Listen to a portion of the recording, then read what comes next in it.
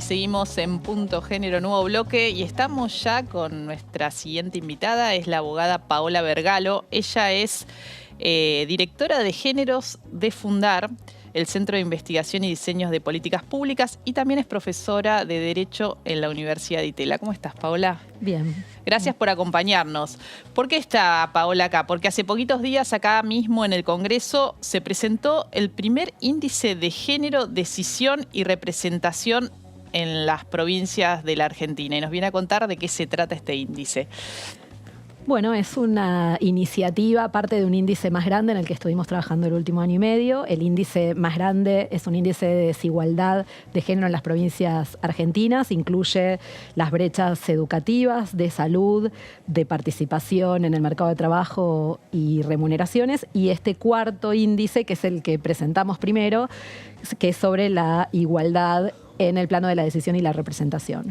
A ver, aparece encabezando este ranking la provincia de Santiago del Estero como la más igualitaria.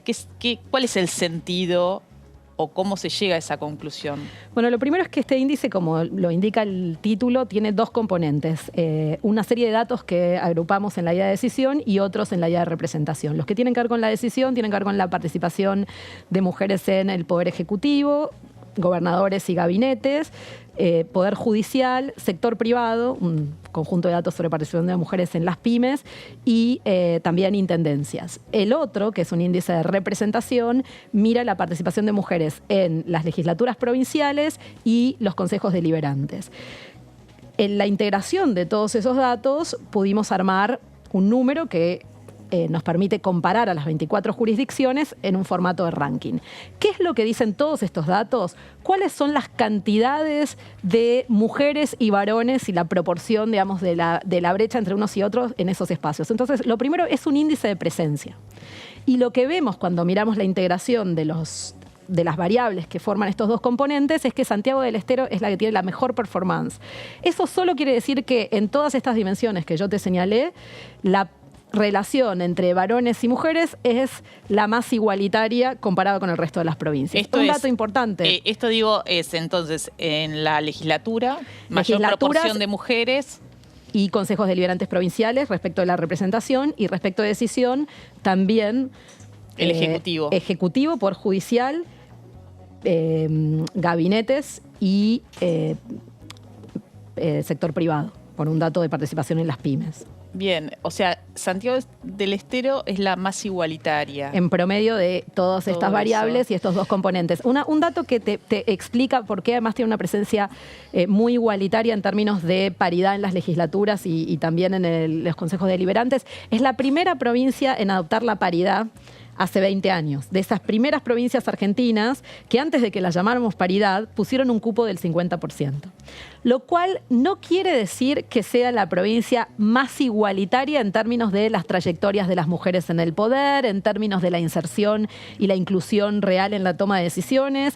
Esto lo que dice es que la provincia que tiene la mejor performance, todas estas variables consideradas, claro, respecto de la brecha entre varones y mujeres. Después quedan las preguntas cualitativas sobre, claro, quiénes son esas mujeres, qué hacen. ¿Y qué impacto tiene que haya más presencia de mujeres? Ahí hay, como señalo, dos cosas que surgen de este informe, que le siguen San Luis y Santa Fe, y cuando una analiza el ranking inverso, o sea, las peor posicionadas, aparece Santa Cruz entre La Rioja y Tierra del Fuego. Exacto. Ahora, el otro análisis que hay que pensar es que haya más mujeres en los lugares de decisión, ¿no?, políticas en este caso. ¿Le cambia o mejora la vida de las mujeres y disidencias? Porque a simple vista uno diría, no sé si Santiago del Estero es la provincia donde están en mejores condiciones las mujeres y disidencias para desarrollar su vida. Lo pongo entre signos de pregunta, ¿no? Yo tengo la misma pregunta que vos. Te diría que lo importante es que este índice genera toda esta información sobre esas posiciones y permite hacer cruces con los datos que tendrías que buscar para ver el impacto de esta presencia. Por eso es un índice de presencia, o lo que seguramente habrás visto que la literatura feminista histórica captura la diferencia entre la representación descriptiva y la representación sustantiva.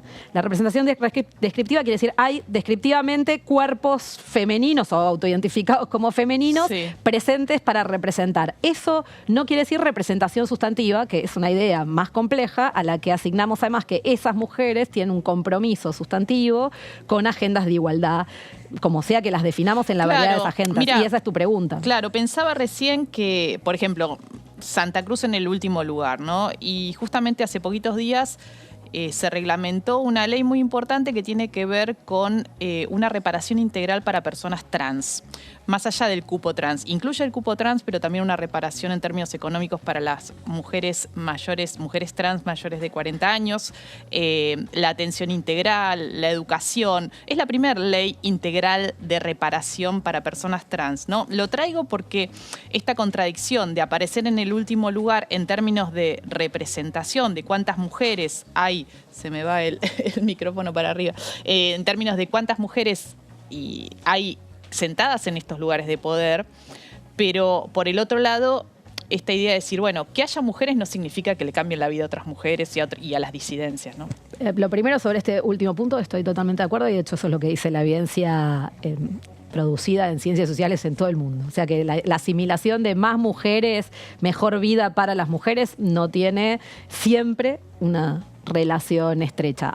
Hay veces en las que eso se verifica, pero justamente hay que ver qué métricas tomar para observar el impacto de la presencia. Por eso lo que llamamos representación sustantiva. Ahora, lo que traía sobre el caso de esta ley integral, que además tiene un enfoque de géneros amplios, con una visión sobre las identidades de género que respeta más los compromisos legales que tenemos en la ley de identidad de géneros y otros temas de derechos humanos.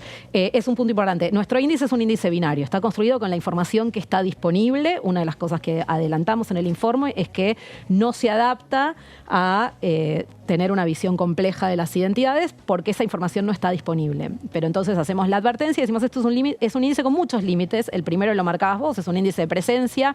De hecho, en Santiago del Estero tenemos encabezando listas a las mujeres y las boletas vienen con las fotos de el varón que está en segundo lugar. Hay un montón de indagaciones cualitativas para hacer. Ahora, en términos cuantitativos, estos son los datos que tenemos. ¿Por qué los miramos? Bueno, porque a Santiago del Estero todos los datos promedios le dan un promedio más positivo. Entonces, algo que estamos diciendo es verdad, podés tener presencia y que sean mujeres que no representan intereses o agendas feministas o transfeministas, podés tener mujeres que además reducen la competencia entre varones que podrían, o sea, que neutralizan espacios competitivos entre varones que podrían representar las agendas feministas.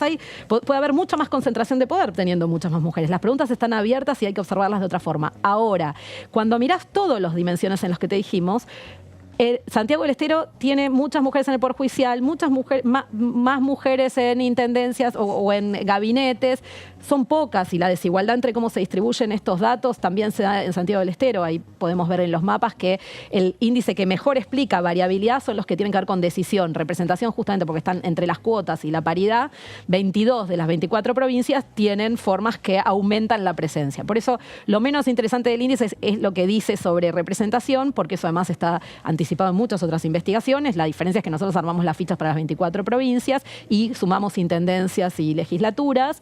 Lo más interesante es lo que dice la combinación de los dos componentes y lo que plantea respecto a la posibilidad de cruzar datos cuantitativos con las otras variables. Claro. Que es algo que se ha hecho bastante para lo nacional y no está observado en las 24 jurisdicciones. Entonces te diría que nuestra principal contribución es que construye sobre lo que ya el feminismo académico y las organizaciones vienen haciendo.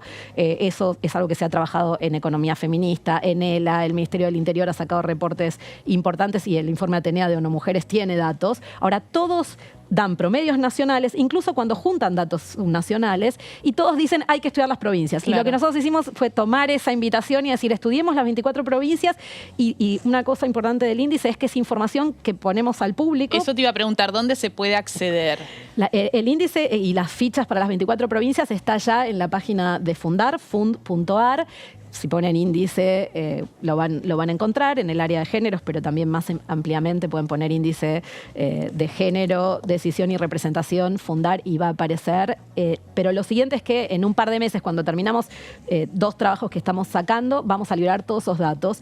Y el trabajo siguiente es mostrar los índices, los otros 3 subíndices que te mencioné, y liberar los datos. O sea que es un trabajo que está pensado para decisores y decisoras, para los feminismos, para hacer el monitoreo, y también para la academia, que hoy está tratando de hacer cruces con preguntas más demandantes y no tiene esta capacidad de procesar datos que tuvimos en Fundar. Buenísimo toda la información. Decir 2, para ir cerrando este bloque, hay solo 2 gobernadoras, o sea, 2 provincias al frente de las cuales hay 2 mujeres, 2 gobernadoras. Y en las intendencias es alrededor del 10%, todavía, que es un número que se viene manteniendo. Apenas el 10% de las intendencias de todo el país están a cargo de mujeres. Mucho para transformar todavía. Totalmente, y esperamos que este sea una pequeña contribución en ese camino a saber más, sobre todo desde la perspectiva de las 24 jurisdicciones. Bueno, muchísimas gracias, Paola. Y tienen la información, métanse en la página de Fundar, donde van a encontrar con mayor precisión algo de los que les estuvimos comentando. Y nosotras y nosotros seguimos de esta manera en Punto Género.